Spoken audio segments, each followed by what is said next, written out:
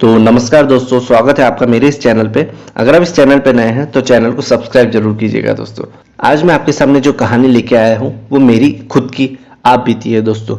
यह कहानी सुनने के बाद अगर जिनको भूत प्रेत पे यकीन नहीं है तो उन्हें भी भूत प्रेत पे यकीन हो जाएगा। तो चलिए चलते हैं कहानी पे।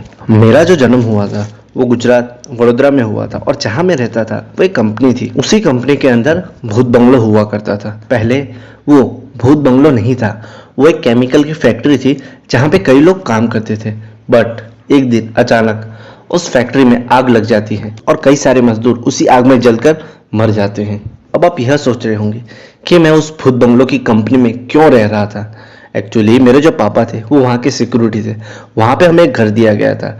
अब उस घर में हमें रहना पड़ता था। अब कहानी को आगे बढ़ाते हैं। वो बंगलो जलने के बाद एक तरह से शापित हो गया था। आपको यकीन नहीं होगा, उस भूत बंगलो के आगे पूनम का कुआं हुआ करता था और जहाँ पे लोग कहते हैं कि वहाँ पे काली विद्याओं का यूज किया जाता था। उस कुएं की गहराई आज तक कोई नाप नहीं पाया है। साथ ही उस कुएं के अंदर भी कोई नहीं गया है।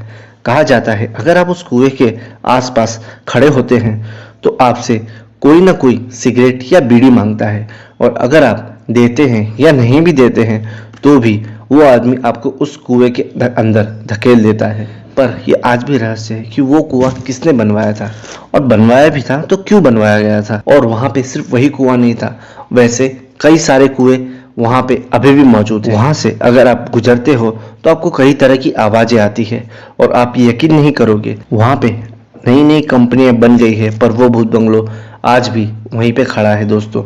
और उस भूत बंगलो को अभी तक कोई नहीं तोड़ पाया है।